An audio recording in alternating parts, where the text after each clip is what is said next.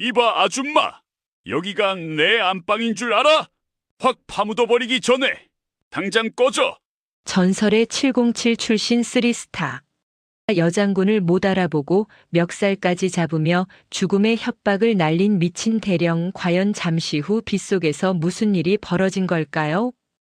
영상 보시기 전에 구독과 좋아요 한번 눌러주시면 세상 사연에 큰 힘이 됩니다. 무료로 할 수 있는 소중한 응원, 더 좋은 이야기로 보답하겠습니다. 이제 시작하겠습니다. 충청남도 대전 유성구 대한민국 육군 군수사령부 예하 제2보급단 위병소의 밤은 마치 세상의 끝처럼 어두웠습니다. 하늘에 구멍이라도 뚫린 듯 쏟아지는 폭우가 아스팔트 바닥을 세차게 때렸고 두꺼운 빗줄기는 가로등 불빛마저 집어삼킬 기세로 시야를 가렸습니다. 위병소 지붕을 때리는 빗소리가 너무나 거세서 바로 옆 사람의 목소리조차 제대로 들리지 않을 지경이었습니다. 그 소란스러운 빗소리를 뚫고 검은색 관용차 한 대가 위병소 차단봉 앞에 멈춰 섰습니다. 번호판에는 육군을 상징하는 문양이 박혀 있었고 범퍼 위에는 성판 대신 대령을 상징하는 붉은 바탕의 판이 부착되어 있었습니다. 위병소 근무를 서던 김하사는 잔뜩 긴장한 채 판초 우위를 뒤집어 쓰고 차량으로 다가갔습니다. 차창이 신경질적으로 내려가자 운전석에는 군수참모부 장비과장이자 제2보급단장인 박태수 대령이 붉게 상기된 얼굴로 앉아 있었습니다. 술 냄새가 빗줄기를 타고 김하사의 코끝을 찔렀습니다. 박 대령의 정복 어깨에 박힌 3개의 무궁화 계급장이 번개 불빛에 번들거렸습니다. 김하사는 정석대로 거수 경례를 붙였습니다. 충성. 근무 중 이상 없습니다. 단장님 규정에 따라 트렁크 검문이 있겠습니다. 그 말이 떨어지기가 무섭게 박 대령의 미간이 사정없이 구겨졌습니다. 그는 마치 더러운 벌레를 보는 듯한 눈빛으로 김하사를 쏘아보았습니다. 야, 김하사. 너 지금 나랑 장난하냐? 내가 누군지 몰라? 이 부대 주인이 누군데 감히 내 차를 뒤지겠다는 거야? 비 오는데 시간 끌지 말고 빨리 문이나 열어. 박 대령의 목소리에는 짜증과 오만함이 가득 묻어 있었습니다. 하지만 김하사는 물러서지 않았습니다. 최근 육군본부 감찰실에서 하달된 야간 반출물자 특별 검문 지침 때문이었습니다. 상부의 명령은 절대적이었습니다. 김하사는 떨리는 목소리를 가다듬고 다시 한번 입을 열었습니다. 죄송합니다, 단장님. 상부 지침입니다. 트렁크를 확인하지 않으면 차단봉을 올릴 수 없습니다. 협조 부탁드립니다. 그 순간 운전석 문이 거칠게 열리며 박 대령이 빗속으로 뛰쳐나왔습니다. 우산도 쓰지 않은 채 비를 맞으며 그는 김하사의 멱살을 거칠게 움켜쥐었습니다. 술에 취해 비틀거리면서도 그가 뿜어내는 위압감은 살기에 가까웠습니다. 이 새끼가 진짜 돌았나? 감찰실? 그 책상 물린 놈들이 내린 지침이 중요해? 아니면 내 눈앞에 있는 직속 상관 명령이 중요해? 군 생활 그만하고 싶어? 영창 보내줘? 박 대령은 고래고래 소리를 지르며 김하사의 정강이를 군홧발로 걷어찼습니다. 억센 가죽 군화가 뼈를 강타하는 둔탁한 소리가 빗소리에 묻혀 퍼졌습니다. 김하사는 고통에 신음하며 바닥으로 주저앉았지만 박 대령의 폭행은 멈추지 않았습니다. 그는 쓰러진 부하를 향해 온갖 욕설을 퍼붓고는 위병소 안쪽의 차단기 조작 버튼을 향해 걸어갔습니다. 위병소 안에서 상황을 지켜보던 부사수 일병은 공포에 질려 꼼짝도 하지 못했습니다. 그때였습니다. 칠흑 같은 어둠 속 부대 진입로 저편에서 또 다른 발자국 소리가 들려왔습니다. 차가 들어오는 소리가 아니었습니다. 누군가 뚜벅뚜벅 이 폭우를 뚫고 걸어오고 있었습니다. 박 대령은 차단기를 올리려다 말고 멈칫하며 뒤를 돌아보았습니다. 빗줄기 사이로 검은색 우비를 입은 누군가가 유령처럼 다가오고 있었습니다. 경광봉도 우산도 없이 오로지 몸 하나로 비를 맞으며 걸어오는 그 형체는 기이할 정도로 침착하고 흔들림이 없었습니다. 박 대령은 그 낯선 불청객을 향해 삿대질을 해댔습니다. 거기 누구야? 민간인 통제 구역인 거 몰라? 어떤 미친놈이 밤중에 여길 기어들어와. 당장 꺼져. 상대는 대답이 없었습니다. 그저 일정한 보폭으로 박 대령과의 거리를 좁혀올 뿐이었습니다. 10m, 5m, 3m. 거리가 가까워질수록 박 대령은 본능적인 한기를 느꼈습니다. 그것은 비에 젖은 추위와는 다른 등골을 서늘하게 만드는 살기였습니다. 박 대령은 흠칫하며 뒷걸음질 쳤습니다. 번쩍하고 하늘이 갈라지듯 천둥이 쳤고 그 찰나의 섬광이 불청객의 얼굴을 비췄습니다. 우비 모자 아래로 드러난 얼굴은 핏기 없이 창백했지만 눈동자만큼은 맹수처럼 형형하게 빛나고 있었습니다. 날카로운 턱선과 굳게 담은 입술. 그 얼굴을 본 순간 박 대령의 머릿속에 스치는 이름이 하나 있었습니다. 하지만 그는 애써 그 생각을 부정했습니다. 그 사람이 그것도 이 시간에 수행원 하나 없이 이런 곳에 나타날 리가 없었기 때문입니다. 불청객은 박 대령의 코앞까지 다가와서야 걸음을 멈췄습니다. 그리고 천천히, 아주 천천히 우비의 지퍼를 내렸습니다. 검은색 우비가 바닥으로 툭 떨어지자 그 안에 감춰져 있던 짙은 녹색의 정복이 드러났습니다. 박 대령의 눈이 휘둥그레졌습니다. 그의 시선은 상대의 얼굴이 아닌 양쪽 어깨에 고정되었습니다. 빗물에 젖어 더욱 차갑게 빛나는 은색의 별들. 하나, 둘, 셋. 그것은 삼성 장군 중장의 계급장이었습니다. 그리고 가슴에 달린 흉장은 그가 평생을 군인으로 살면서 가장 두려워했던 부대의 마크, 바로 국군방첩사령부의 것이었습니다.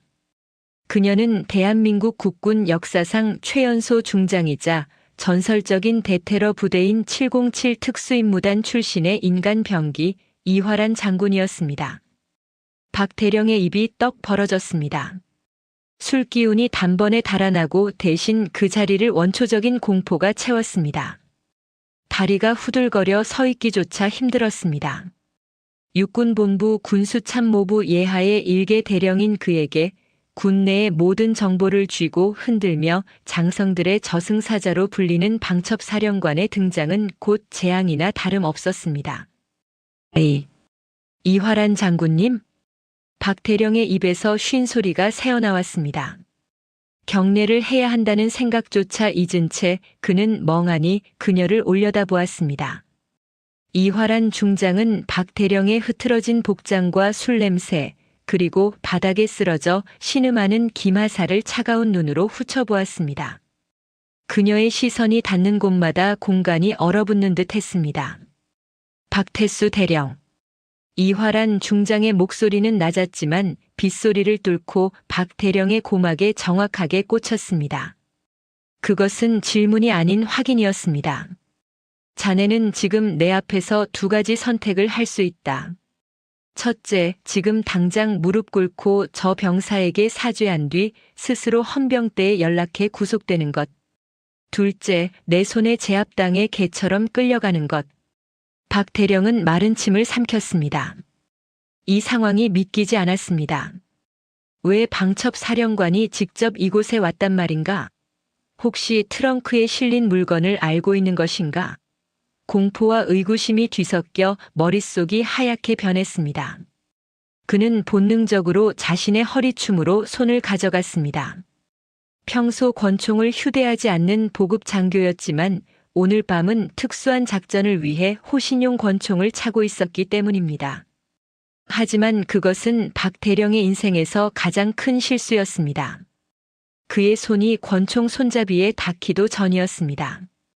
이화란 중장의 몸이 흐릿한 잔상처럼 움직였습니다. 707 특수임무단 시절 수많은 테러범을 맨손으로 제압했던 그녀의 살인적인 격투 본능이 되살아난 것입니다. 눈 깜짝할 사이에 박 대령의 손목은 기괴한 각도로 꺾였고 그는 비명조차 지르지 못한 채 빗물이 고인 아스팔트 바닥에 처박혔습니다. 이화란 중장은 박대령의 팔을 뒤로 꺾어 제압한 상태에서 그의 귓가에 나직하게 속삭였습니다. 군 형법 제44조 상관에 대한 특수폭행, 제48조 초병 특수폭행, 그리고 제64조 상관 모욕. 게다가 지금 총기에 손을 대려고 했나? 이건 반란 행위나 다름없다, 박태수. 박대령의 얼굴이 흙탕물 속에 처박힌 채 뭉개졌습니다. 그는 고통과 치욕감에 몸을 비틀었지만 이화란 중장의 악력은 강철 수갑처럼 그를 옥죄고 있었습니다. 여자의 힘이라고는 믿어지지 않는 완력이었습니다. 그녀는 박대령을 바닥에 짓누른 채 멍하니 이 광경을 지켜보고 있던 김하사를 바라보았습니다. 김하사 일어나라. 그녀의 명령에 김하사는 절뚝거리며 자리에서 일어났습니다. 트렁크 열어. 박대령이 바닥에서 버둥거리며 소리쳤습니다. 안 돼. 열지 마. 이건 군수사령관님 명령이야. 이화란, 내가 아무리 방첩사령관이라도 남의 부대 와서 이러는 건 월권이야. 감당할 수 있을 것 같아? 이화란 중장은 박대령의 머리채를 잡고 들어올려 자신의 눈을 마주보게 했습니다. 빗물에 젖은 그녀의 머리카락 사이로 드러난 눈빛은 먹잇감을 앞에 둔 포식자의 그것처럼 잔혹하고 고요했습니다. 월권? 착각하지 마라. 전시 혹은 그에 준하는 비상 상황에서 방첩사령관은 지휘 고하를 막론하고 즉결 처분권을 가진다. 그리고 지금 내 눈에는 내 놈이 국가 안보를 위협하는 적군보다 더 더러운 기생충으로 보인다.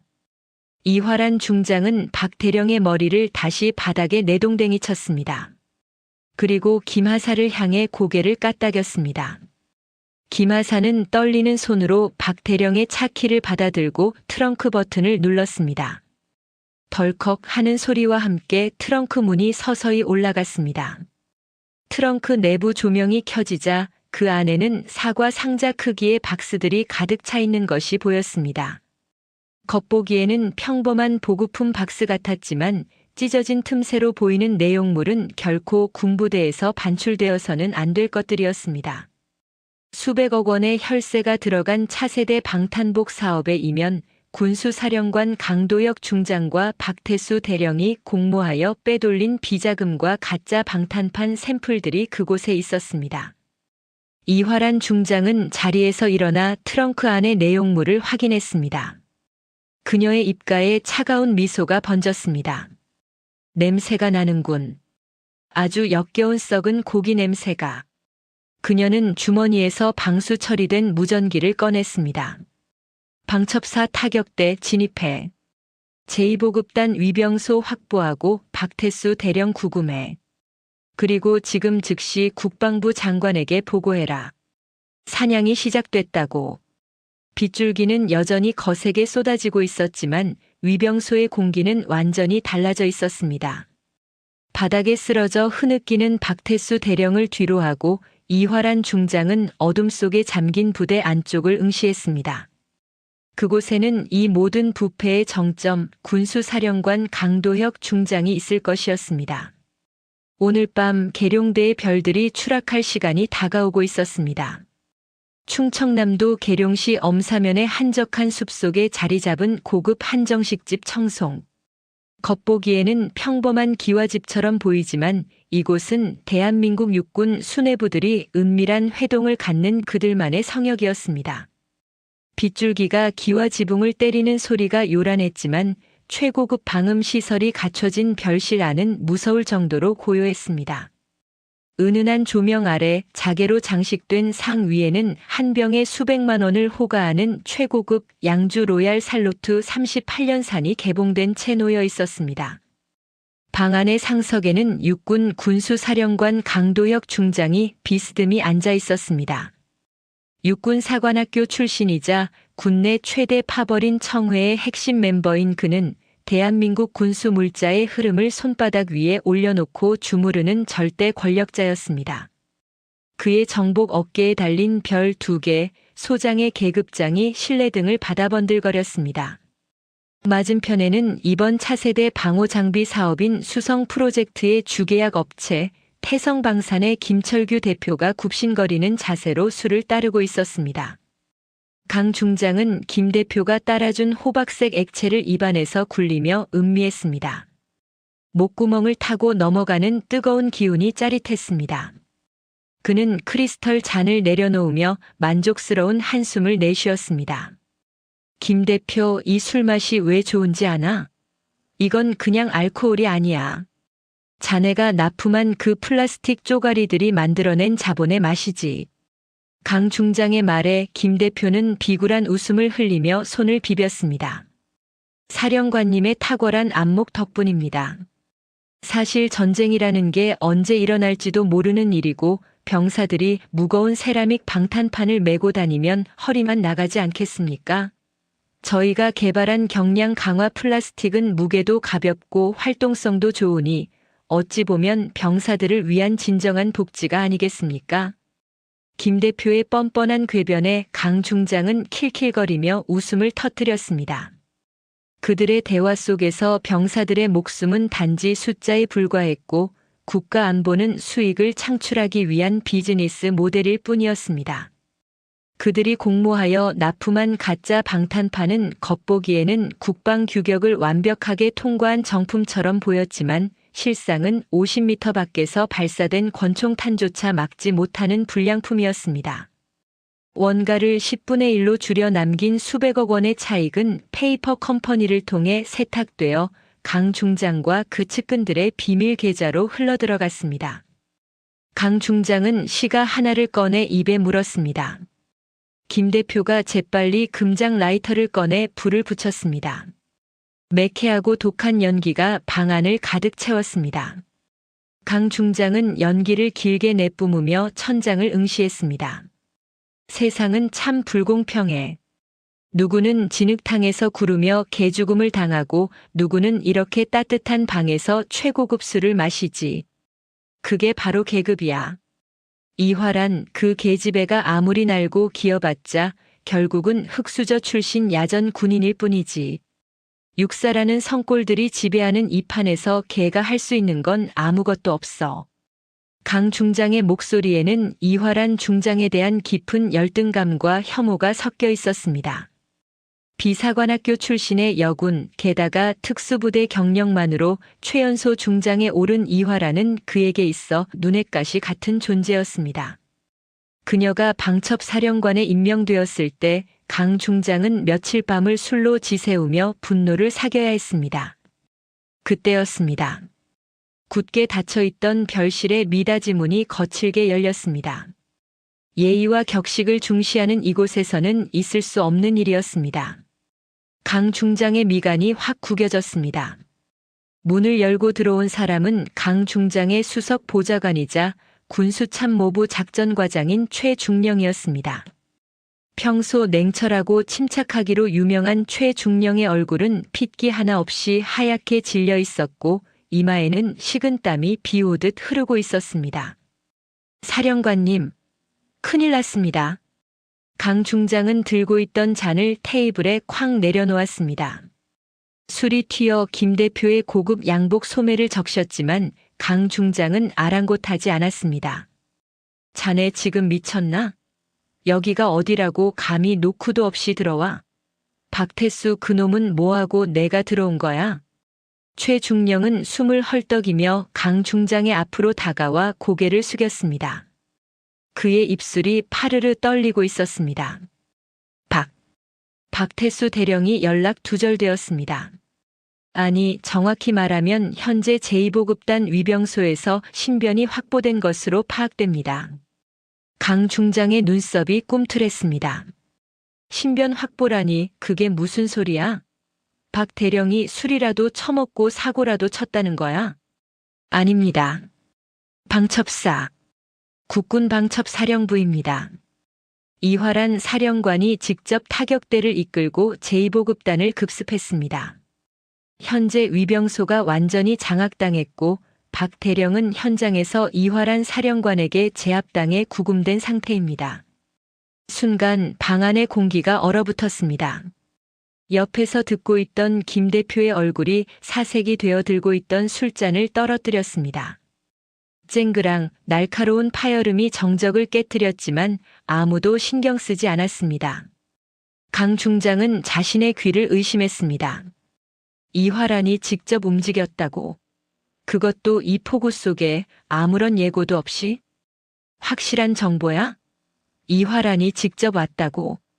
내 현장에 있던 헌병 소대장이 비상망으로 보고해 왔습니다. 이화란 사령관이 박 대령의 차량 트렁크를 강제 개방했고 그 안에 있던 샘플 박스들을 확보했다고 합니다. 그리고 뭐? 뜸 들이지 말고 똑바로 말해. 강 중장이 고함을 치며 테이블 위에 있던 잿더리를 집어 던졌습니다.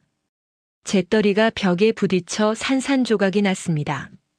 최중령은 잔뜩 움츠러든 채 기어들어가는 목소리로 보고를 이었습니다. 이화란 사령관이 지금 병력을 이끌고 제2보급단 탄약고 지역으로 이동 중이라고 합니다. 그곳은 강 중장의 눈동자가 심하게 흔들렸습니다. 탄약고 지역, 정확히는 폐쇄된 구형 벙커. 그곳은 김 대표가 납품한 수만 개의 가짜 방탄판, 즉 태워버려야 할 쓰레기들이 산더미처럼 쌓여 있는 곳이었습니다. 박 대령이 오늘 밤 처리하기로 했던 바로 그곳이었습니다. 만약 이화란이 그 벙커의 문을 여는 순간 모든 것은 끝장이었습니다. 단순히 옷을 벗는 것으로 끝나지 않을 것입니다. 군사재판, 아니 온 국민의 지탄을 받으며 감옥에서 썩게 될 것이 자명했습니다. 이 독사 같은 년이 냄새를 맡았어. 강 중장은 부들부들 떨리는 손으로 양주병을 들어 병째 들이켰습니다. 독한 술이 식도를 태우며 내려갔지만 공포심은 사라지지 않았습니다. 충청남도 대전광역시 대덕구 신탄진, 도시의 화려한 네온 사인조차 닿지 않는 외곽에 버려진 폐차장 위로 하늘이 뚫린 듯 억수 같은 폭우가 쏟아지고 있었습니다. 굵은 빗줄기는 겹겹이 쌓인 녹슨 자동차들의 흉물스러운 잔해를 무자비하게 두드리며 스산하고 불길한 굉음을 만들어냈고 바닥에 고인 검은 흙탕물은 이곳에서 벌어지는 추악한 일들을 감추려는 듯 쉼 없이 흘러내리고 있었습니다. 그 칠흑 같은 어둠을 가르며 국군방첩 사령부 소속의 검은색 세단 한 대가 미끄러지듯 폐차장 진입로로 들어섰습니다. 전조등조차 켜지 않은 채 오로지 빗속의 미약한 달빛과 운전자의 초인적인 감각에 의존해 움직이는 차량의 기동은 흡사숨통을 끊기 위해 먹잇감에게 다가가는 맹수의 은밀한 발걸음과 같았습니다. 운전대를 잡은 국군방첩 사령관 이화란 중장의 눈동자는 차창 밖의 어둠보다 더 깊고 차갑게 가라앉아 있었습니다. 그녀의 손은 최고급 가죽으로 감싸인 스티어링 휠을 부서져라 움켜쥐고 있었지만 그 움직임은 기이할 정도로 정교하고 침착했습니다. 조수석에 앉은 전속 부관 김대위는 덜컹거리는 차체에 몸을 맡긴 채 무릎 위에 놓인 태블릿 PC 화면에서 눈을 떼지 못하고 있었습니다. 화면 위로 끊임없이 올라오는 붉은색 좌표들과 암호화된 통신 기록들은 대한민국군 수뇌부가 저지른 거대한 비리의 실타래를 적나라하게 보여주고 있었습니다. 조금 전 제2보급단 위병소에서 제압한 박태수 대령의 휴대전화는 판도라의 상자나 다름없었습니다. 그 안에는 육군 군수사령관 강도혁 중장이 사적으로 운영하는 불법 사설 용병 조직 일명 청소부들과 주고받은 메시지들이 고스란히 남아 있었습니다. 그리고 그들이 지목한 마지막 좌표가 바로 이곳, 지도에도 표시되지 않는 버려진 폐차장이었습니다. 이화란은 직감했습니다. 강도혁은 단순히 증거를 인멸하는 것으로 만족하지 않았습니다. 그는 자신의 범죄를 덮기 위해 살아있는 사람을, 그것도 평생을 국가에 헌신한 군인을 제물로 바치려 하고 있었습니다. 제2보급단 참고장 최민석 상사. 아픈 아내의 병원비와 딸의 학비 때문에 빚에 쪼들려 어쩔 수 없이 비리에 가담했지만 마지막 양심을 지키려다 토사구팽당할 위기에 처한 힘없는 가장. 이화란에게 그는 단순한 증인이 아니라 썩어빠진 군대의 환부를 도려내기 위해 반드시 살려야 할 미끼이자 끝까지 지켜내야 할 전우였습니다. 차량이 폐차장 입구에 찌그러진 철조망 근처에 소리 없이 멈춰 섰습니다. 이화라는 시동을 끄고 잠시 눈을 감았습니다. 빗소리에 섞여 희미하게 들려오는 비명, 그것은 환청이 아니었습니다. 그녀의 예민한 청각이 수십 미터 전방에 위치한 붉은색 컨테이너 박스에서 새어나오는 고통의 신음을 포착해냈습니다. 707 특수임무단 시절 수많은 대테러 작전과 인질 구출 작전을 수행하며 극한의 상황에서 단련된 그녀의 감각은 이미 현장의 상황을 머릿속으로 완벽하게 그려내고 있었습니다. 적의 수는 최소 3, 무장은 권총과 날붙이, 인질의 상태는 위중함. 그녀는 눈을 뜨고 뒷좌석에 놓인 자신의 정복 상의를 바라보았습니다. 어깨 위에서 차가운 빛을 발하는 별 3개 중장의 계급장. 그 무게가 오늘따라 유난히 무겁게 그리고 날카롭게 그녀의 심장을 찔렀습니다. 그녀는 부관에게 짧게 손짓했습니다. 대기하라는 신호였습니다. 김 대위가 불안한 눈빛으로 그녀를 바라보았지만 이화라는 이미 차 문을 열고 빗속으로 몸을 던진 뒤였습니다. 폐차장 가장 구석진 곳, 녹이 슬어 붉게 변한 컨테이너 박스의 문틈 사이로 희미한 불빛이 새어나오고 있었습니다.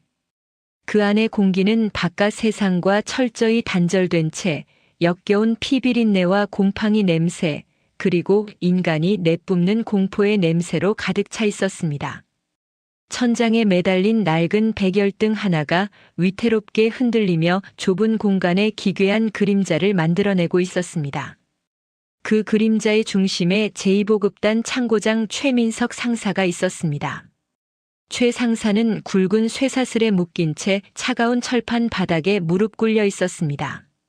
그의 얼굴은 무자비한 구타로 인해 형체를 알아보기 힘들 정도로 퉁퉁 부어올라 있었고 찢어진 눈썹과 터진 입술에서는 선혈이 턱을 타고 뚝뚝 떨어져 전투복을 적시고 있었습니다. 흑투성이가 된 그의 군복 어깨에는 상사를 상징하는 V자 모양의 갈매기 3개가 처량하게 달려 있었습니다. 한때는 조국의 방패가 되겠다는 자부심으로 빛나던 그 계급장이 지금은 범죄자들의 조롱거리로 전락해 있었습니다. 그의 앞에는 검은색 우비를 입고 복면을 쓴 건장한 사내 셋이 서 있었습니다. 강도혁 중장이 고용한 청소부들, 민간 군사기업 PMC 출신의 이용병들은 군인의 명예나 국가관 따위는 돈 몇 푼과 맞바꾼 지 오래된 자들이었습니다. 그중 리더로 보이는 사내가 피 묻은 쇠파이프를 손바닥에 탁탁 치며 최 상사를 내려다보았습니다. 그의 눈빛에는 인간에 대한 연민이나 죄책감은 찾아볼 수 없었습니다. 오직 잔인한 흥미와 가학적인 쾌락만이 번들거리고 있을 뿐이었습니다. 리더는 최 상사의 앞에 구겨진 종이 한 장과 볼펜을 던졌습니다. 종이에는 미리 인쇄된 문구가 적혀 있었습니다. 군수 물자 횡령 사실을 시인하고 죄책감을 이기지 못해 스스로 목숨을 끊는다는 내용의 거짓 유서였습니다. 리더가 킬킬거리며 입을 열었습니다. 최 상사 양반, 사람이 왜 이렇게 융통성이 없어? 어차피 당신은 오늘 여기서 죽어. 그건 강도혁 사령관님이 정한 운명이라고. 곱게 사인하고 편하게 갈 것이냐, 아니면 손가락 발가락 다 잘리고 고통 속에서 죽을 것이냐, 선택지는 그 2개뿐이야. 최 상사는 떨리는 손으로 바닥을 짚으며 고개를 저었습니다. 퉁퉁 부은 눈꺼풀 사이로 보이는 그의 눈동자는 공포로 흔들리고 있었지만 그 깊은 곳에는 마지막 남은 양심이 위태롭게 불타고 있었습니다. 나는 횡령하지 않았어. 놈들이 시키는 대로 했을 뿐이야. 이런 거짓 유서는 쓸 수 없어. 그 말이 끝나기도 전에 리더의 군홧발이 최 상사의 명치를 강타했습니다. 폐부 깊숙한 곳에서 터져나오는 쇳소리와 함께 최 상사가 바닥에 나뒹굴었습니다. 숨이 막혀 고통스러워하는 그를 보며 리더는 혀를 찼습니다. 아직 상황 파악이 덜 되셨네. 우리가 당신 하나 죽이는 게 무서워서 이러는 줄 알아? 사령관님이 특별히 자비를 베푸시는 거라고. 당신이 모든 걸 안고 가면 남은 가족은 챙겨주신다잖아.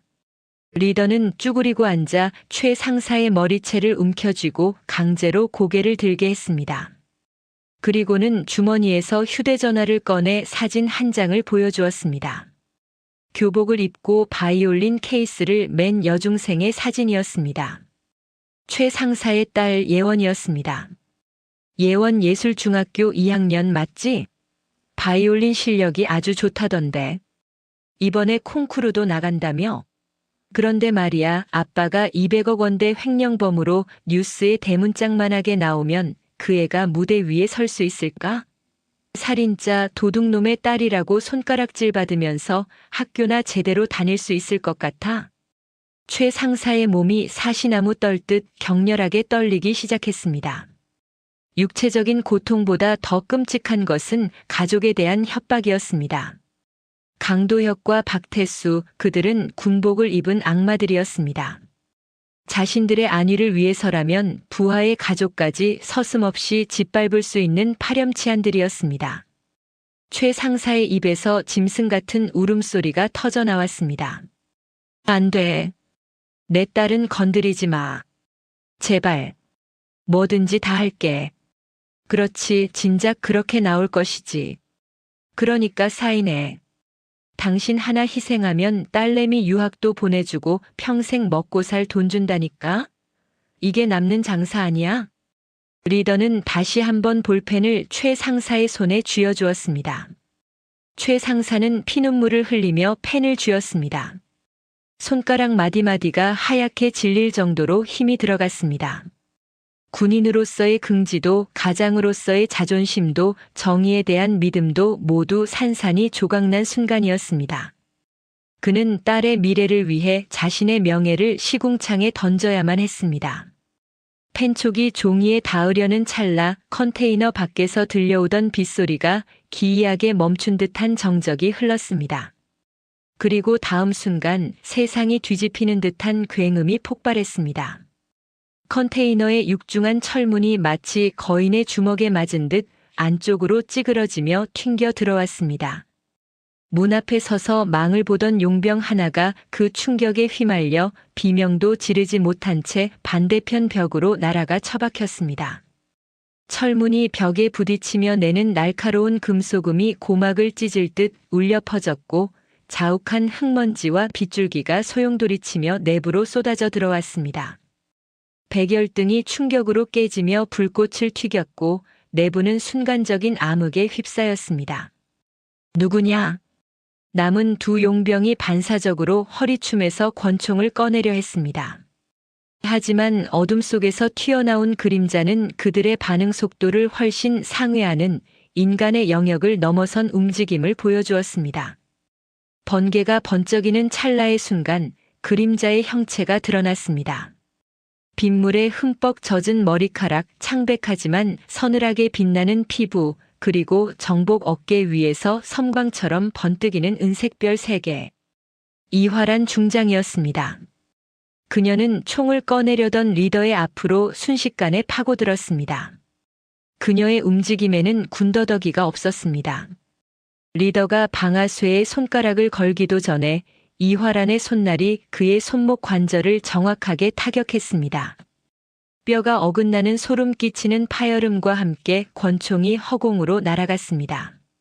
리더가 고통에 찬 비명을 지르려 입을 벌리는 순간 이화란의 팔꿈치가 그의 명치를 뚫을 기세로 파고들었습니다. 단말마와 함께 리더의 몸이 활처럼 휘어지며 뒤로 밀려났습니다. 동시에 옆에 있던 다른 용병이 나이프를 꺼내 이화란의 측면을 노리고 달려들었습니다. 살기가 등 뒤를 찔렀지만 이화란은 뒤도 돌아보지 않았습니다. 그녀는 리더를 가격한 반동을 이용해 몸을 회전시키며 달려드는 용병의 팔을 낚아채 자신의 어깨에 걸쳤습니다. 유도와 크라브마가가 결합된 완벽한 업어치기 기술이었습니다. 용병의 거구는 허공을 가르며 바닥에 매다 꽂혔습니다. 둔탁한 소리와 함께 바닥에 먼지가 피어올랐습니다. 단 3초.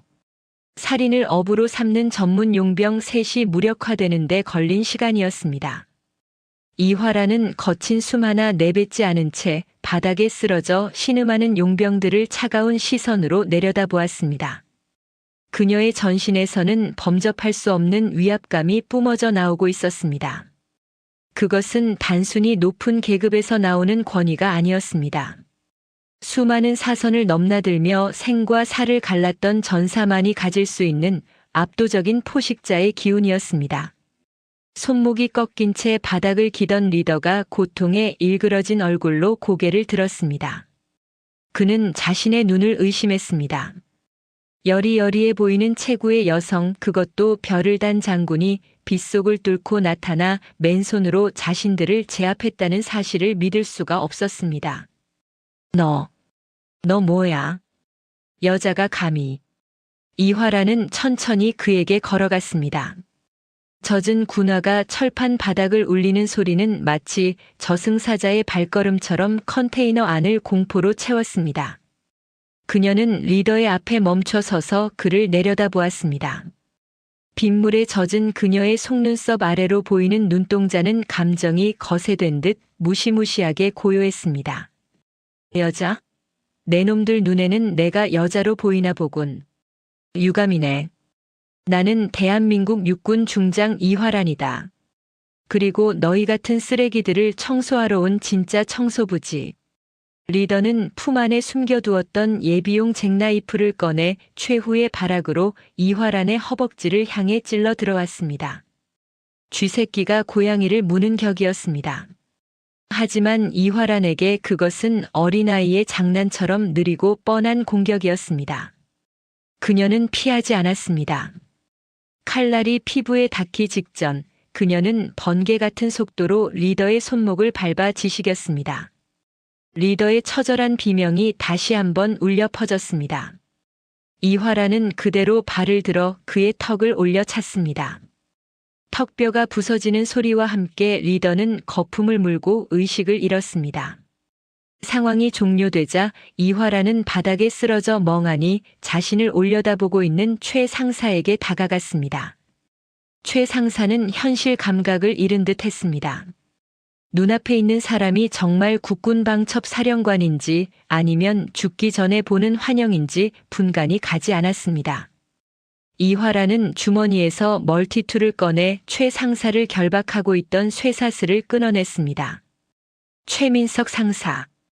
그녀의 목소리는 방금 전 용병들을 상대할 때의 차가움과는 달리 묵직하고 단단한 신뢰를 담고 있었습니다. 최 상사는 그 목소리에 퍼뜩 정신이 들었습니다. 사령관님. 어째서?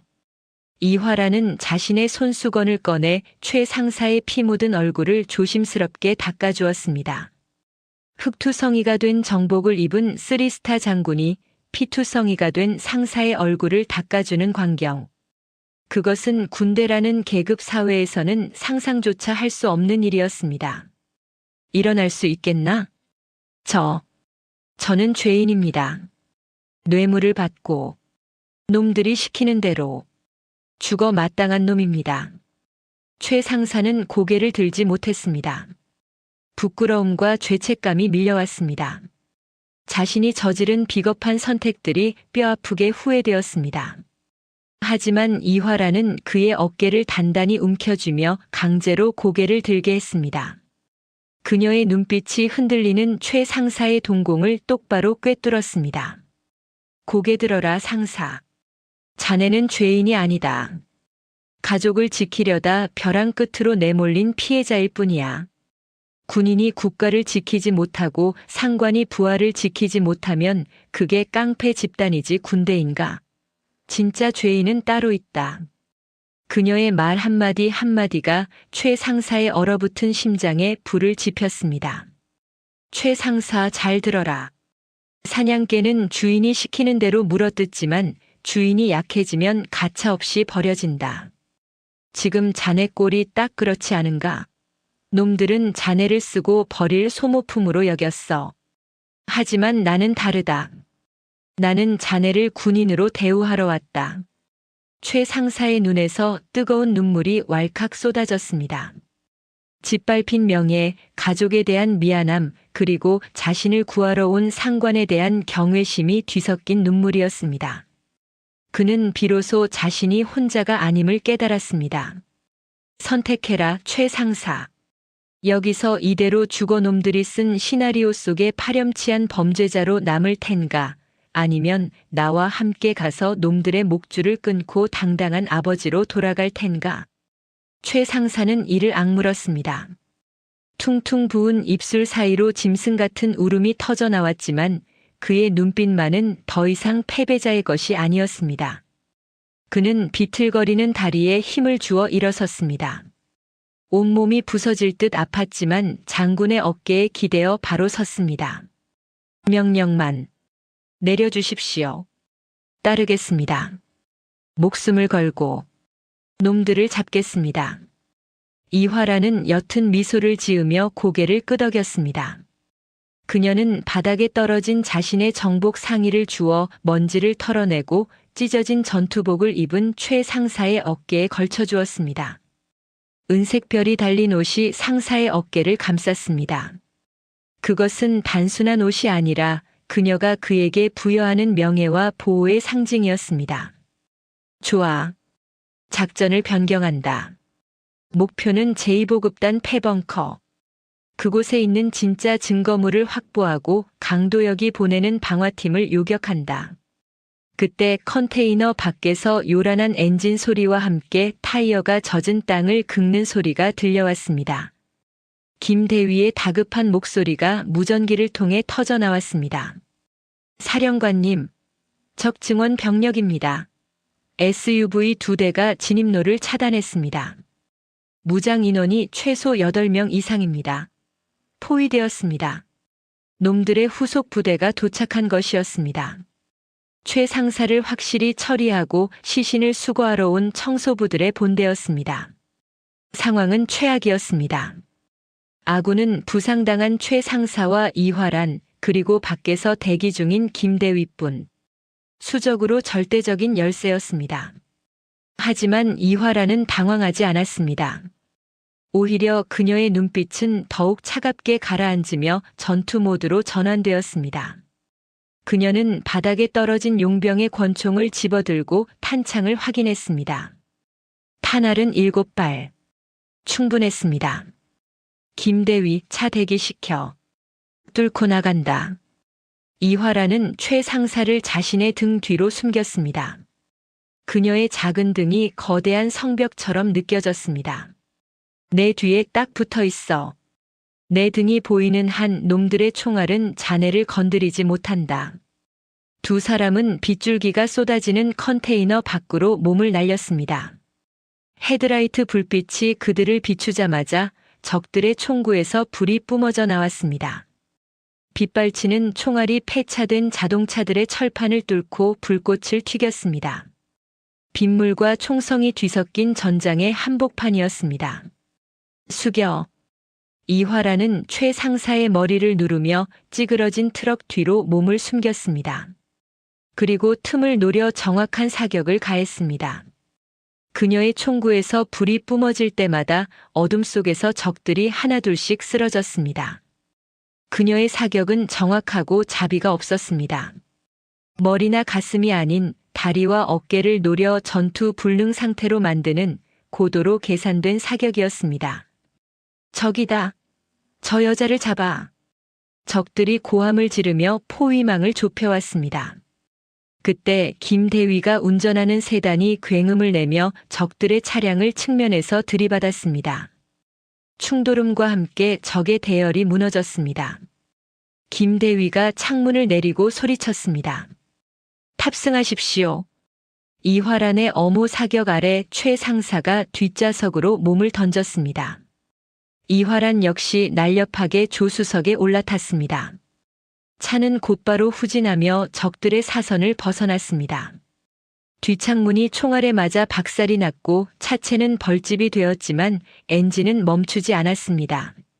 세단은 흙탕물을 튀기며 어둠 속으로 질주했습니다.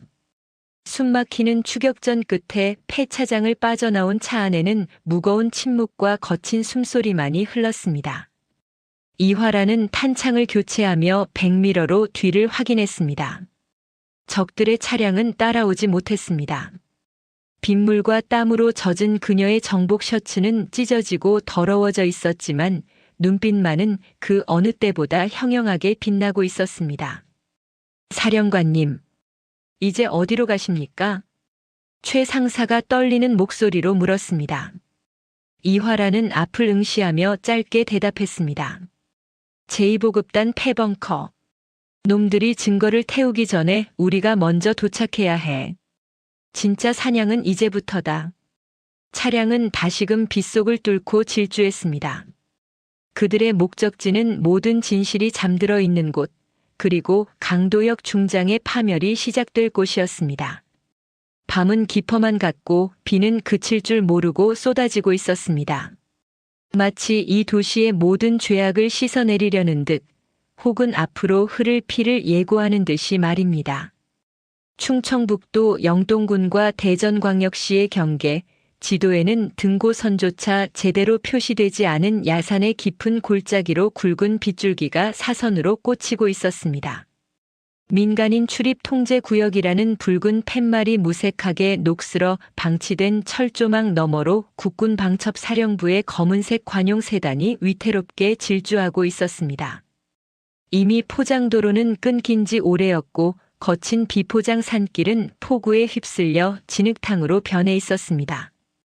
차체가 요동칠 때마다 흙탕물이 차창을 덮쳤고 와이퍼는 비명을 지르며 시야를 확보하려 애썼지만 운전대를 잡은 이화란 중장의 발은 가속 페달에서 조금도 떨어지지 않았습니다. 뒷좌석에 앉은 최민석 상사는 천장에 달린 안전 손잡이를 생명줄처럼 꽉 쥐고 있었습니다. 그의 시선은 차창 밖, 산 중턱 어딘가에서 피어오르는 불길한 붉은 기운에 고정되어 있었습니다. 그것은 단순한 조명이 아니었습니다. 이미 화마가 아가리를 벌리고 진실을 집어삼키기 시작했다는 신호였습니다. 제2보급단 제3구역 폐벙커. 1980년대 이후 공식적으로는 폐쇄되었으나 서류상으로만 존재하는 유령 창고이자 강도역 군수사령관과 그 일당들이 수백억 원의 비자금을 은닉하고 불량 장비를 세탁해온 범죄의 온상이었습니다. 이화라는 핸들을 거칠게 꺾으며 조수석에 던져둔 무전기를 향해 소리쳤습니다. 김대위, 타격대 도착 시간 보고해. 치직거리는 잡음 섞인 무전기 너머로 김대위의 다급하고 절망적인 목소리가 빗소리를 뚫고 들려왔습니다. 기상 악화로 헬기 접근이 불가능합니다. 육상 병력은 산사태로 인한 도로 유실로 우회 중입니다. 도착까지 최소 20분 이상 소요될 것으로 예상됩니다. 사령관님, 단독 진입은 자살 행위입니다. 제발 지원 병력을 기다리십시오. 20분. 그 시간이면 증거는 잿더미가 되고 놈들은 유유히 사라질 충분한 시간이었습니다. 이화라는 대답 없이 무전기 전원을 꺼버렸습니다. 그녀의 사전에 기다림이란 단어는 존재하지 않았습니다. 적이 눈앞에 있고 정의가 불타고 있는데 절차와 안전을 따지는 것은 군인이 아니라 행정가의 몫이었습니다. 그녀는 백미러를 통해 최 상사를 바라보았습니다. 피투성이가 된 얼굴에 낡은 방첩 사령관의 정복 상의를 걸친 그는 공포에 질려 있었지만 그 눈빛만큼은 더 이상 도망자의 것이 아니었습니다. 최 상사, 꽉 잡아. 들이받는다. 이화란이 엑셀러레이터를 끝까지 밟았습니다. 엔진이 굉음을 내며 포효했고 세단은 입구를 막고 있는 바리케이드를 정면으로 들이받았습니다. 썩은 나무 기둥이 부러져 나가고 녹슨 철조망이 찢겨 나가는 소리가 밤 공기를 갈랐습니다. 차량은 벙커 앞 공터로 미끄러지듯 진입했습니다. 헤드라이트 불빛이 벙커 입구를 비추자 그곳에는 지옥도가 펼쳐져 있었습니다. 육중한 강철 벙커 문은 활짝 열려 있었고 그 안에서는 시뻘건 불길이 혀를 날름거리고 있었습니다. 벙커 앞에는 군복이 아닌 사복을 입고 복면을 쓴 무장괴한 10여 명이 기름통을 나르며 불길을 키우고 있었습니다. 강도혁이 고용한 사설 용병들, 일명 청소부들이었습니다. 그들은 갑작스러운 차량의 난입에 잠시 멈칫하더니 이내 소총을 들어 난사하기 시작했습니다. 이화라는 본능적으로 핸들을 급하게 꺾어 차량을 콘크리트 구조물 뒤로 미끄러뜨리며 정차시켰습니다. 총알이 차체를 때리는 소리가 우박이 쏟아지는 소리처럼 요란했습니다. 방탄 유리에 거미줄 같은 금이 갔습니다. 내리지 마. 고개 숙여. 이화라는 최 상사에게 소리치고는 운전석 문을 발로 차며 밖으로 몸을 던졌습니다.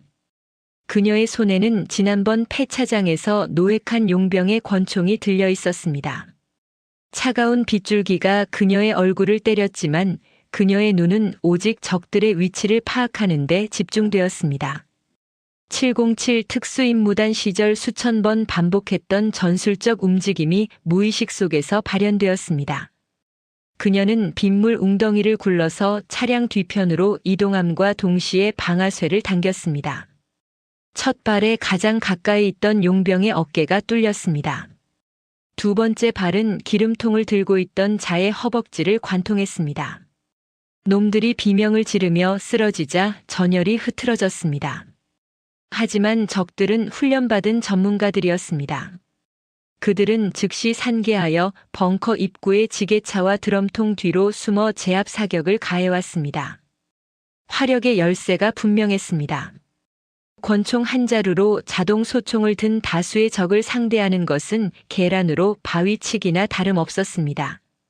그러나 이화란에게는 화력을 뛰어넘는 전술적 판단력과 주변 지형 지물을 이용하는 능력이 있었습니다.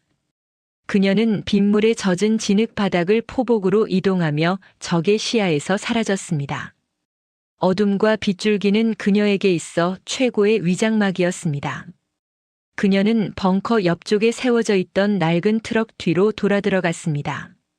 그곳에는 놈들이 미처 벙커 안으로 옮기지 못한 예비 연료통들이 쌓여 있었습니다. 이화라는 망설임 없이 연료통을 향해 발포했습니다. 연료통이 터지며 유증기가 뿜어져 나왔고 근처에 있던 놈들이 쏘아대는 총구의 불꽃이 인화점이 되었습니다. 거대한 폭발과 함께 불기둥이 치솟았습니다. 용병들이 폭발에 휘말려 혼비백산하는 사이 이화라는 그림자처럼 튀어나갔습니다. 그녀는 당황한 적의 품으로 파고들어 소총을 뺏어들고 개머리판으로 턱을 가격했습니다. 둔탁한 타격음과 함께 적이 고꾸라지자 그녀는 빼앗은 소총을 능숙하게 조작하여 남은 적들을 향해 점사를 날렸습니다. 총구 화염이 번쩍일 때마다 적들이 하나둘씩 쓰러졌습니다. 그 사이 차량에 숨어있던 최민석 상사도 움직였습니다. 그는 운전석 바닥에 떨어져 있던 휴대용 소화기를 집어들고 밖으로 나왔습니다. 전투 훈련을 받은 지 오래되었지만 가족을 지키겠다는 일념이 그의 몸을 움직이게 했습니다. 그는 이화란의 엄호 사격을 틈타 벙커 입구로 달렸습니다. 그의 목표는 적 제압이 아니라 불타고 있는 증거물을 확보하는 것이었습니다. 이화란 중장님, 입구 확보하겠습니다.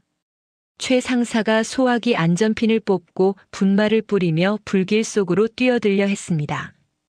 그때 벙커 안쪽에서 검은 그림자가 튀어나와 최 상사의 가슴을 걷어찼습니다. 방독면을 쓰고 전술 조끼를 착용한 거구의 사내였습니다. 청소부들의 현장 팀장이었습니다. 그는 바닥에 나뒹구는 최 상사의 복부를 군홧발로 무자비하게 짓밟았습니다. 어딜 기어들어와 쥐새끼가. 여기서 내 놈 화장터나 알아보고 있었나? 팀장이 최 상사를 향해 권총을 겨누는 순간 이화란이 날아와 팀장의 팔을 쳐냈습니다. 총알은 빗나가 콘크리트 바닥에 불꽃을 튀겼습니다. 이화란과 팀장은 빗물과 진흙이 뒤엉킨 바닥에서 엉겨붙었습니다. 팀장은 압도적인 체격과 힘으로 이화란을 밀어붙였지만 이화란은 힘으로 맞서는 대신 상대의 힘을 역이용했습니다. 그녀는 팀장의 주먹을 흘려내며 그의 팔관절을 꺾고 명치를 팔꿈치로 가격했습니다. 하지만 팀장 역시 만만치 않았습니다. 그는 고통을 참아내며 이화란의 멱살을 잡고 벙커 입구의 철문으로 내던졌습니다. 이화란의 등이 강철문에 부딪히며 숨이 턱 막혔습니다. 정복 어깨의 별 3개가 찌그러질 듯 충격을 받았습니다. 팀장은 숨 쉴 틈도 주지 않고 허리춤에서 서바이벌 나이프를 꺼내 들고 달려들었습니다.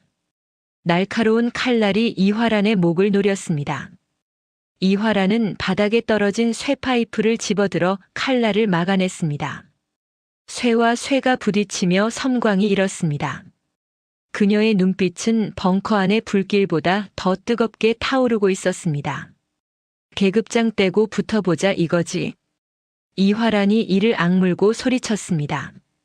그녀는 쇠파이프를 휘둘러 팀장의 손목을 강타해 칼을 떨어뜨리게 만든 뒤 회전 발차기로 그의 측두부를 가격했습니다. 팀장이 비틀거리는 틈을 타 그녀는 그의 등 뒤로 올라타 초크를 걸었습니다. 경동맥을 조여오는 압박에 팀장은 발버둥 쳤지만 이화란의 팔은 강철 수갑처럼 단단했습니다. 결국 거구의 사내는 눈이 뒤집히며 바닥으로 쓰러졌습니다. 거친 숨을 몰아쉬며 일어난 이화란은 최 상사를 일으켜 세웠습니다. 괜찮나? 네. 사령관님은? 내 걱정은 나중에 해. 들어간다. 두 사람은 열기와 연기가 뿜어져 나오는 벙커 안으로 발을 내디뎠습니다. 내부는 이미 지옥이나 다름없었습니다. 수천 개의 박스가 쌓여있는 렉 사이로 불길이 미친 듯이 번지고 있었습니다. 스프링클러는 작동하지 않았습니다. 놈들이 미리 배관을 끊어놓은 것이 분명했습니다. 매캐한 플라스틱 타는 냄새가 코를 찔렀습니다. 그것은 단순한 화재 냄새가 아니었습니다. 수백억 원의 혈세가 그리고 병사들의 생명을 지켜줄 방패가 녹아내리는 냄새였습니다. 저쪽입니다. 12월 14번 렉. 저기에 진짜가 있습니다. 최 상사가 찢어진 정복 소매로 코를 막으며 외쳤습니다. 짙은 연기 때문에 앞이 잘 보이지 않았지만 그는 본능적으로 위치를 찾아냈습니다. 두 사람은 불길을 피해 미로 같은 통로를 달렸습니다. 천장에서 녹은 전선 피복과 뜨거운 물방울이 뚝뚝 떨어졌습니다. 열기가 피부를 벗겨낼 듯 뜨거웠지만 멈출 수 없었습니다.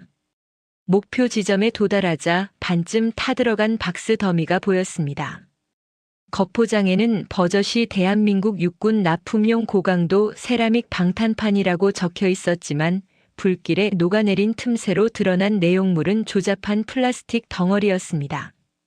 그리고 그 플라스틱 뒷면에는 불에 그을린 라벨이 붙어 있었습니다. 메이드 인 차이나 산동 플라스틱. 강도혁이 필사적으로 감추려 했던 진실, 일명 박스 가리의 결정적인 증거였습니다. 이겁니다. 이 박스를 가져가야 합니다. 최 상사가 불길 속으로 손을 뻗어 박스 하나를 잡아당겼습니다. 하지만 박스는 열기에 녹아 렉에 눌어붙어 꼼짝도 하지 않았습니다. 주변의 불길이 점점 거세지며 퇴로를 차단하고 있었습니다.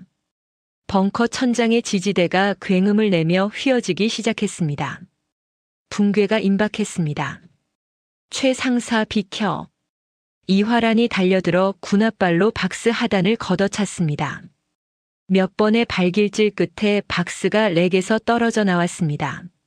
하지만 박스는 너무나 무거웠고 뜨거웠습니다. 이화란은 자신의 정복 상의를 벗어 박스를 감쌌습니다. 은색 별 3개가 달린 옷이 더러운 비리의 증거물을 감싸 안았습니다. 들어. 같이 나간다. 이화란과 최 상사는 박스 양쪽을 잡고 출구를 향해 뛰기 시작했습니다. 유독 가스가 폐를 찔러 기침이 멈추지 않았습니다.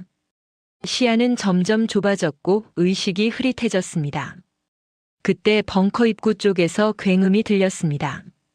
놈들이 도주하며 설치해둔 시한폭탄이 터진 것이었습니다.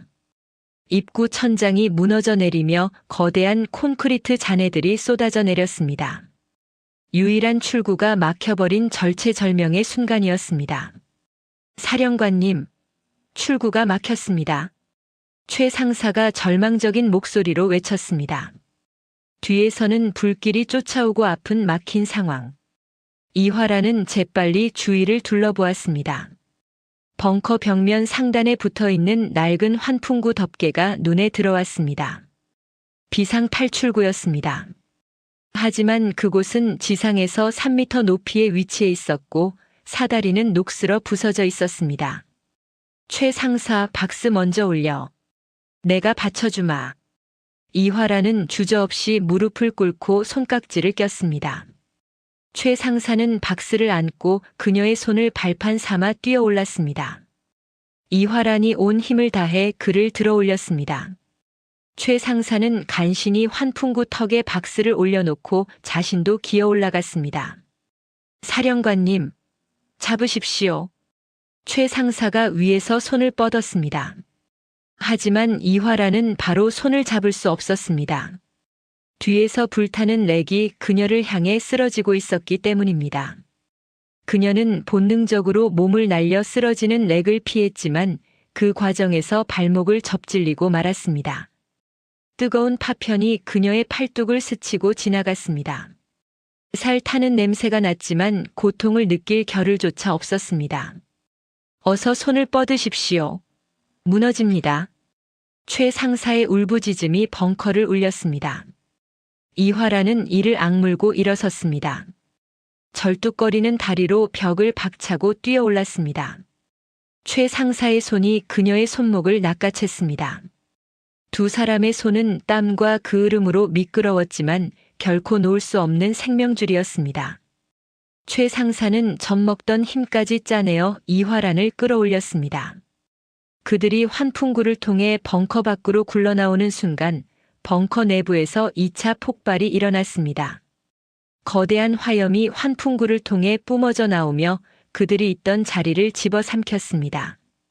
충격파에 튕겨나간 두 사람은 빗물이 고인 진흙탕 속에 처박혔습니다. 이화라는 하늘을 보고 누운 채 거친 숨을 몰아쉬었습니다.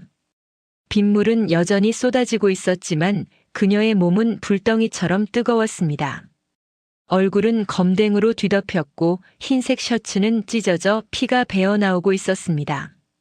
하지만 그녀의 눈동자만은 밤하늘의 별보다 더 또렷하게 빛나고 있었습니다. 그녀의 옆에는 그을린 정복 상의에 쌓인 증거물 박스가 무사히 놓여 있었습니다. 최 상사 살아있나? 이화란이 쉰 목소리로 물었습니다. 옆에서 쿨럭거리는 기침 소리가 들려왔습니다. 최 상사가 비틀거리며 일어나 앉았습니다. 그는 자신의 눈앞에 놓인 박스를 그리고 그 박스를 지키기 위해 목숨을 건 별 3개의 장군을 멍하니 바라보았습니다. 네, 살아있습니다. 증거도 무사합니다. 최 상사의 목소리는 떨리고 있었습니다. 그것은 공포 때문이 아니었습니다. 눈앞에 있는 이 작은 체구의 여인이 보여준 압도적인 신념에 대한 경외심 때문이었습니다. 그때 산 아래쪽에서부터 헬리콥터의 프로펠러 소리가 들려왔습니다. 투두두두두. 점점 가까워지는 소리와 함께 강력한 서치라이트가 빗줄기를 가르고 그들을 비췄습니다. 헬기 측면에는 국군 방첩 사령부의 마크가 선명했습니다. 뒤이어 수십 대의 전술 차량들이 사이렌을 울리며 산길을 올라오고 있었습니다. 늦었지만 확실한 지원군이 도착한 것입니다. 이화라는 비틀거리며 자리에서 일어났습니다. 그녀는 찢어진 셔츠와 엉망이 된 머리카락 따위는 신경 쓰지 않았습니다. 그녀는 헬기를 향해 구조 요청을 하는 대신 바닥에 놓인 박스를 가리켰습니다. 그것은 승리의 신호이자 이제부터 시작될 진짜 전쟁의 선전포고였습니다. 타격대장 현장 봉쇄하고 잔존 병력 쓸어버려. 단 한 놈도 놓치지 마라. 그리고 의무대 호출해. 최 상사부터 후송한다. 이화란의 명령이 빗소리를 뚫고 도착한 무전병의 무전기를 통해 전파되었습니다. 그녀는 최 상사의 어깨를 툭 쳤습니다. 가자. 이제 쇼타임은 끝났어. 놈들에게 청구서를 내밀러 가야지. 빗줄기는 화마를 완전히 잠재우지는 못했지만 그들의 몸에 묻은 더러운 피와 그을음을 씻어내리고 있었습니다. 이화란 중장의 등 뒤로 불타는 벙커가 거대한 횃불처럼 타올랐습니다. 그것은 부패한 군수 비리의 종말을 알리는 봉화와도 같았습니다. 이제 화살은 시위를 떠났고 그 끝은 정확히 계룡대의 가장 높은 곳 강도역 중장의 심장을 향하고 있었습니다. 충청남도 계룡시 신도안면 대한민국 육군, 해군, 공군 본부가 집결해 있는 계룡대의 아침은 간밤에 세상을 집어삼킬 듯 몰아치던 폭풍우가 언제 있었냐는 듯 거짓말처럼 맑고 투명했습니다. 태풍이 지나간 뒤에 하늘은 시리도록 파란색을 띠었고 젖은 아스팔트 도로 위로 쏟아지는 가을 햇살은 눈이 부실 정도로 찬란하게 부서져 내리고 있었습니다. 하지만 계룡대 본청 대회의실의 공기는 창밖의 평화로운 풍경과는 정반대로 살얼음판을 걷는 듯 차갑고 무거웠습니다.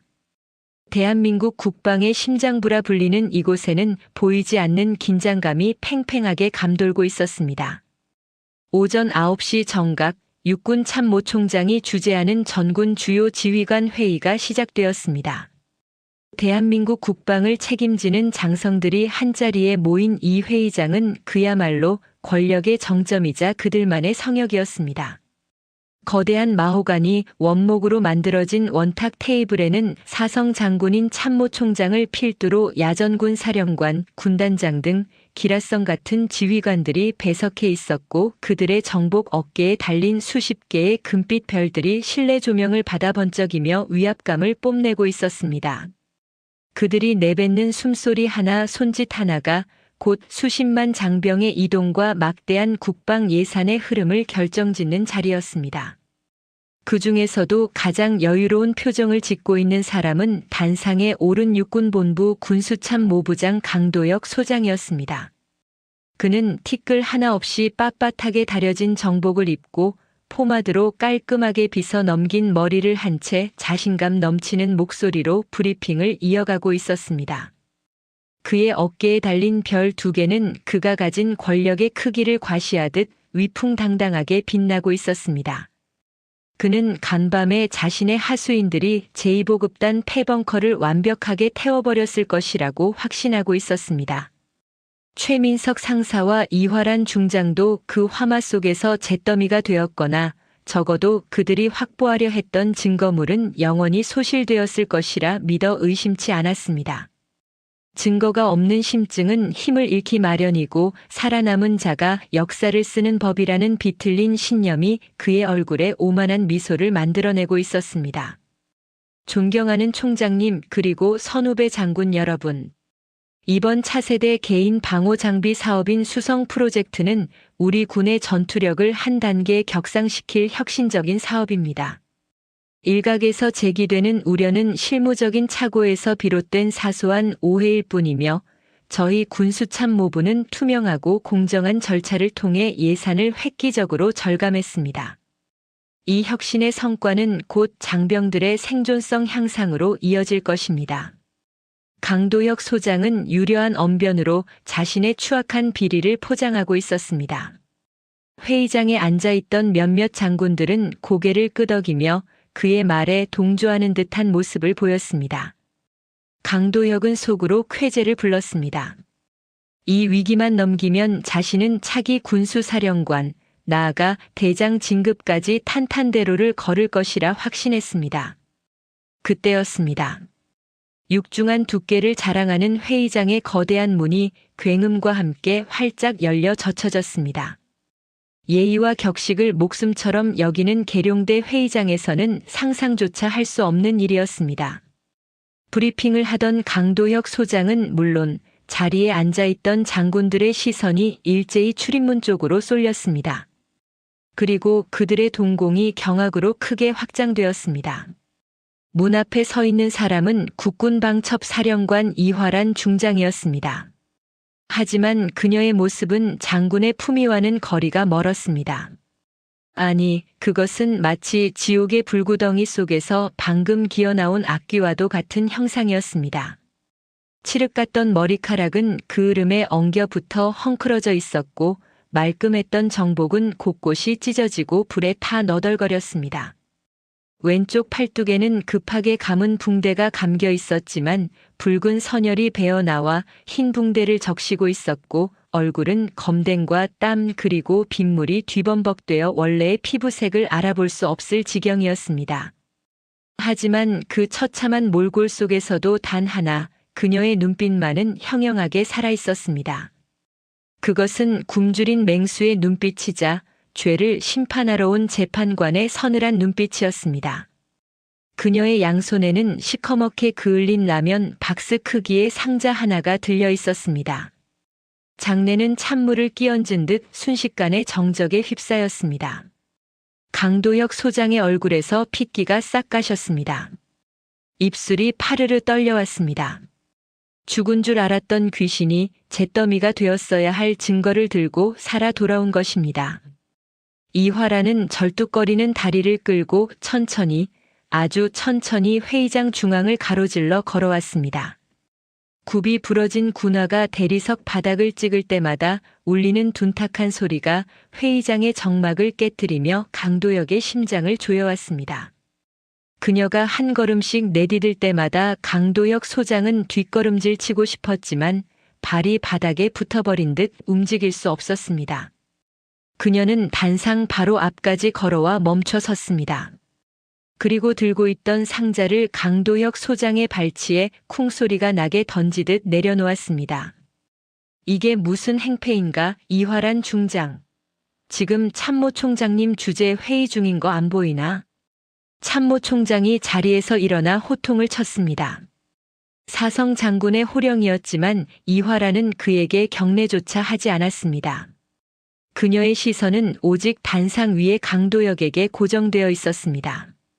그녀의 입술이 천천히 열렸습니다. 갈라져 쇳소리가 나는 목소리였지만 그 울림은 회의장 전체를 압도할 만큼 묵직했습니다. 행패라고 하셨습니까, 총장님? 진짜 행패는 여기 있는 이 작자가 저질렀습니다. 국가의 예산을 훔치고 부하를 협박하고 증거를 인멸하기 위해 군사시설의 방화를 저지르고 그것도 모자라 사람을 태워 죽이려 한 것. 그게 진짜 행패 아닙니까? 이화란 미쳤어? 어디서 감히 헛소리를 짓거려? 헌병. 뭐해 당장 이 미친 여자를 끌어내. 강도혁 소장이 악을 쓰며 소리쳤습니다. 대기하고 있던 헌병들이 주춤거리며 다가오려 하자 이화라는 품 안에서 권총을 꺼내 허공을 향해 들었습니다. 안전장치가 풀리는 소리가 적막한 공간에 날카롭게 울렸습니다. 헌병들이 얼어붙었고 장군들은 기겁하며 자리에서 일어났습니다. 회의장은 순식간에 아수라장이 되었습니다. 움직이지 마. 내 말이 끝나기 전까지 누구도 이 방을 나갈 수 없다. 이화라는 권총을 단상 위에 내려놓고 발치에 있던 상자를 거칠게 뜯어냈습니다. 불에 타다 만 종이 상자가 찢겨나가자 그 안에 들어있던 내용물이 와르르 쏟아졌습니다. 그것은 강도혁이 그토록 자랑하던 최첨단 방호 장비, 바로 방탄판이었습니다. 하지만 쏟아져 나온 물건들은 처참하게 녹아내려 흉물스럽게 엉겨붙은 검은 플라스틱 덩어리에 불과했습니다. 고열에 녹아내린 플라스틱 사이로 타다 남은 라벨 하나가 선명하게 드러났습니다. MADINCHINA SHANDONG PLASTIC. 장군들이 웅성거리기 시작했습니다. 육안으로 봐도 그것은 세라믹이 아닌 싸구려 공업용 플라스틱이었습니다. 이화라는 녹아내린 플라스틱 조각 하나를 집어들어 강도혁의 면전에 들이밀었습니다. 이게 자네가 말한 혁신인가? 우리 병사들이 이걸 입고 전장에 나가면 어떻게 되는지 보여줄까? 이화라는 다른 손에 쥐고 있던 라이터를 켰습니다. 그리고 플라스틱 조각에 갖다 댔습니다. 매캐한 검은 연기와 함께 플라스틱은 순식간에 녹아내리며 역겨운 냄새를 풍겼습니다. 그 냄새는 단순히 물질이 타는 냄새가 아니라 군인의 양심이 타들어가는 악취였습니다. 총알은커녕 라이터 불에도 녹아내리는 쓰레기. 이걸 입고 적탄을 막으라고. 자네는 군인이 아니라 살인마야. 병사들의 목숨을 담보로 장사한 간접 살인마. 이건 조작이야. 감찰실과 방첩사가 짜고 함정을 판 거야.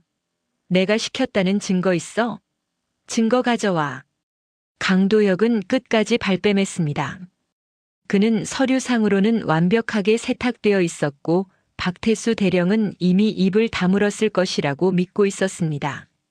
하지만 이화라는 비릿한 미소를 지으며 주머니에서 소형 녹음기를 꺼냈습니다.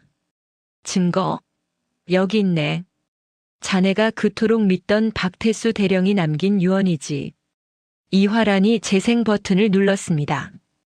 치직거리는 잡음 사이로 박태수 대령의 떨리는 목소리가, 아니 정확히는 어젯밤 이화란이 그를 제압하고 확보한 강도혁과의 통화 녹음 파일이 흘러나왔습니다.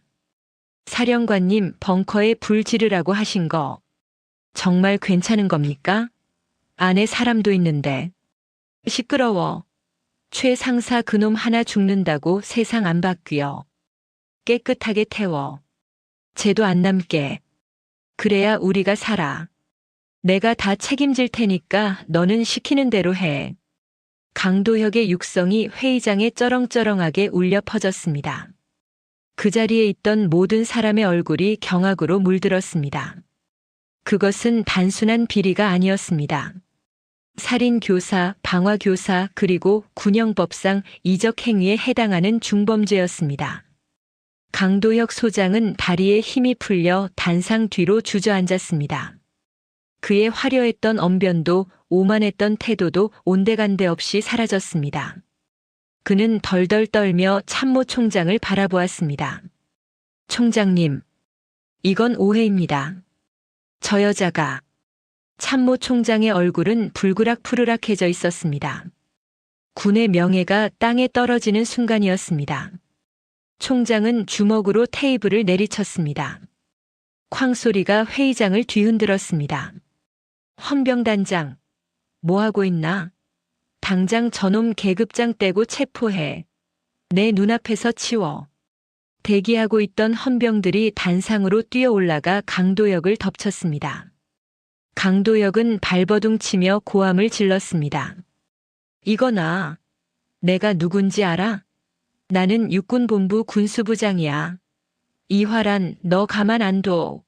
내가 죽을 것 같아? 내 뒤에 누가 있는지 알아? 하지만 헌병들은 자비가 없었습니다. 그들은 강도혁의 양팔을 뒤로 꺾고 수갑을 채웠습니다. 차가운 금소금이 강도혁의 손목을 올감했습니다.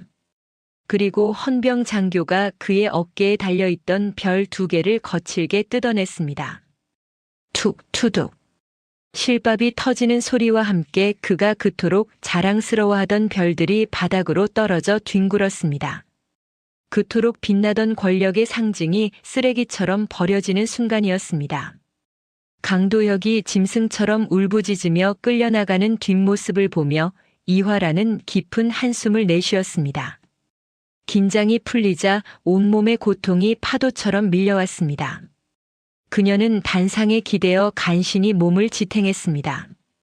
참모 총장이 그녀에게 다가왔습니다. 그의 눈빛은 복잡해 보였습니다. 이 중장, 자네 몸 상태가. 의무대부터 가봐야겠군. 총장님. 이화라는 힘겹게 몸을 일으켜 정자세를 취했습니다. 그리고 자신의 어깨에 손을 올렸습니다. 이번 작전은 상부의 승인 없이 독단으로 진행되었습니다. 그 과정에서 군 내부의 질서를 어지럽히고 무력을 행사했습니다. 이에 대한 모든 책임을 지고 저는 이 시간부로 군복을 벗겠습니다. 총장은 놀란 눈으로 그녀를 바라보았습니다. 무슨 소리인가? 자네는 영웅이야. 거대한 비리를 밝혀냈지 않나. 훈장을 받아도 모자랄 판의 전역이라니. 영웅은 없습니다, 총장님. 군인이 동료 군인을 향해 총을 겨눴는데 그게 어떻게 영웅입니까? 비극이지요. 저는 제 방식대로 군을 지켰지만 그 방식이 절차적 정당성을 잃었다면 저 또한 책임을 져야 합니다. 괴물을 잡기 위해 괴물이 되어버린 군인은 전장에 남을 자격이 없습니다. 이화라는 자신의 어깨에 달려있던 별들을 스스로 떼어냈습니다. 중장의 상징인 세 개의 별이 그녀의 소나귀에서 떨어져 나갔습니다. 그리고 그것을 강도역에 떨어진 별 옆이 아닌 단상 위에 가지런히 올려놓았습니다. 그녀의 손끝이 미세하게 떨렸습니다. 평생을 바친 군 생활이 주마등처럼 스쳐 지나갔습니다. 부디 이 별들이 부끄럽지 않은 군대를 만들어 주십시오. 그녀는 총장에게 마지막 거수 경례를 올렸습니다. 충성. 경례를 받은 총장은 아무 말도 하지 못하고 묵묵히 경례를 받아주었습니다. 회의장에 있던 모든 장군이 숙연한 표정으로 그녀를 바라보았습니다. 이화라는 뒤도 돌아보지 않고 회의장을 걸어 나갔습니다. 들어올 때의 무거운 공기와는 달리 그녀의 발걸음은 한결 가벼워 보였습니다. 본청 건물을 나서자 눈부신 가을 햇살이 쏟아지고 있었습니다. 주차장에는 붕대를 감은 최민석 상사와 김대위가 그녀를 기다리고 있었습니다. 두 사람은 이화란이 사복으로 갈아입지 않고 계급장이 떨어져 나간 찢어진 정복 차림으로 걸어 나오는 것을 보고 놀라 달려왔습니다. 사령관님, 아니 장군님. 김대위가 울먹이며 말을 잇지 못했습니다. 이화란은 피식 웃으며 김대위의 어깨를 툭 쳤습니다. 김대위, 군인은 우는 거 아니다. 그리고 이제 장군 아니야. 그냥 이화란이지. 민간인 이화란. 그녀는 최 상사를 바라보았습니다. 최 상사 몸은 좀 어떤가? 덕분에 살았습니다. 정말 감사합니다. 평생 이 은혜 잊지 않겠습니다. 제 가족을 지켜주셨습니다. 최 상사가 절뚝거리며 다가와 깊이 고개를 숙였습니다. 은혜는 무슨? 가서 딸한테 자랑스러운 아빠 노릇이나 제대로 해. 바이올린 콩쿠르 나간다며? 꽃다발은 내가 나중에 보내주지. 그리고 약속대로 자네 징계는 최소화될 거야. 내가 총장님께 말씀드려놨어. 이화라는 낡은 자신의 개인 승용차에 올랐습니다. 시동을 걸자 라디오에서 속보가 흘러나왔습니다. 속보입니다. 수백억 원대 방산 비리를 주도한 육군 고위 장성들이 오늘 긴급 체포되었습니다. 이번 수사는 군 내부 자정작용의 일환으로 그녀는 라디오 볼륨을 높이고 엑셀러레이터를 밟았습니다. 위병소를 지키던 헌병이 그녀의 차를 알아보고 급히 차려 자세를 취하며 경례를 붙였습니다. 충성. 하지만 이화라는 답례하지 않았습니다. 그녀는 더 이상 그들의 상관이 아니었으니까요. 대신 그녀는 창문 밖으로 손을 내밀어 가볍게 흔들었습니다. 그것은 군대가 아닌 그녀가 목숨 걸고 지켜낸 세상과 사람들을 향한 작별 인사였습니다. 차가 위병소를 빠져나가 민간 도로로 합류했습니다. 백미러 속에서 거대한 계룡대의 모습이 점점 작아졌습니다. 그녀는 평생을 바친 전장을 떠나고 있었지만 그녀의 가슴 속에는 그 어떤 별보다 빛나는 명예가 박혀 있었습니다. 도로 위로 붉은 낙엽이 흩날렸습니다. 부패한 별들은 추락했지만 정의는 다시금 뿌리를 내리고 싹을 틔울 준비를 하고 있었습니다. 이화란의 차가 가을의 햇살 속으로 시민들의 평범한 일상 속으로 고요히 사라졌습니다. 그것은 패배자의 쓸쓸한 퇴장이 아닌 임무를 완수한 전사의 가장 아름다운 귀환이었습니다. 오늘 이야기는 여기까지입니다. 이화란 장군이 보여주었듯 진정한 명예는 어깨 위의 계급장이 아니라 가슴 속의 신념에서 빛나는 법입니다. 때로는 정의를 지키기 위해 소중한 것을 내려놓아야 할 때도 있지만 그 용기 있는 선택이 세상을 조금 더 올바르게 만듭니다. 어둠이 깊을수록 별은 더 밝게 빛나듯 여러분의 삶 속에서도 양심이라는 별이 길을 잃지 않게 비춰주기를 바랍니다. 스스로에게 떳떳한 오늘을 살아가시길 응원하며 지금까지 사연 모음집이었습니다. 감사합니다. 영상이 재미있으셨다면 구독과 좋아요, 댓글까지 부탁드리고 오늘도 건강하고 행복한 하루 되시길 바랍니다.